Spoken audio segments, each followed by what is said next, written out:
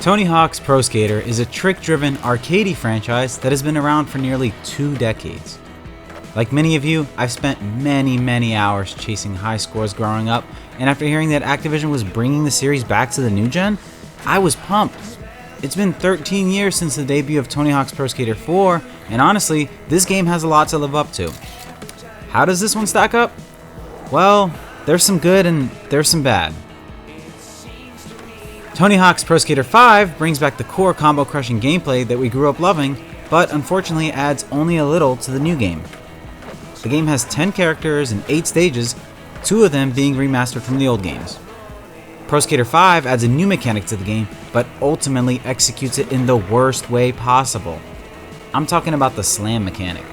It's a new feature added to the game that allows you to slam down to the ground faster than you would in freefall, and I could see some good uses for it.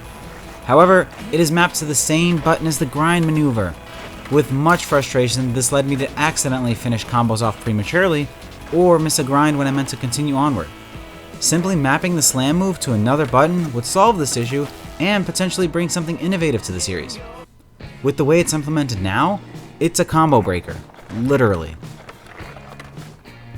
Another new addition to the series is the funky modifiers you find in some levels. In one map, you'll pick up this power-up that allows you to double jump.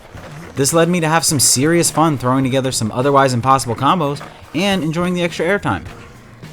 Another level, on the other hand, has a modifier that grows your character to a super large form that honestly does nothing for the game other than take up more room on the screen and inadvertently screw up your vision and tricks.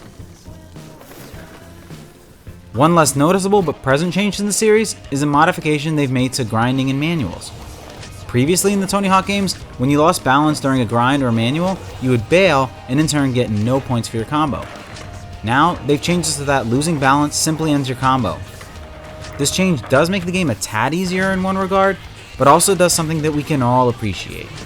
It minimizes rage. I remember times when you'd work your way up a long strung combo worth way over 1,000,000 points, and you're trying to grind out those last extra seconds while balancing, and then you just can't any longer. Your player falls, and you obviously do the mature thing and rage. Only joking, but in all seriousness, this change to the series does help alleviate that. One big plus the game does deliver on is level design. We've become accustomed to the solid work in level design in the previous entries, and this one is no different. Levels feel well thought out, and there are many obvious as well as more hidden combo routes laid out for you to show off your moves. This is truly one of the highlights of the series, and the guys at Robomoto live up to the standard this time around. Performance in Tony Hawk's Pro Skater 5 is good overall. By choosing to give the game a more cartoony look rather than realistic next-gen graphics, the game mainly runs at a smooth 60 frames a second. At times it'll hitch, and I noticed it more often online with several other players on the screen. Playing in a private match alone helps this problem if you find that it bothers you. One more positive I liked about the new Tony Hawk was the stats you had to earn in leveling up your character. As you complete missions and score more points, you gain experience and level your character up. This unlocks stat points that you can apply to your character and make them better. Leveling up certain attributes of your character helps you accomplish different missions more effectively. Watching yourself be able to tackle the harder pro missions is a good feeling, and the stats therefore add a certain depth to the game. It's a nice inclusion. Tony Hawk's Pro Skater 5 does come with a level editor included. It's basically what you'd expect from your traditional level building suite you may be used to in other games.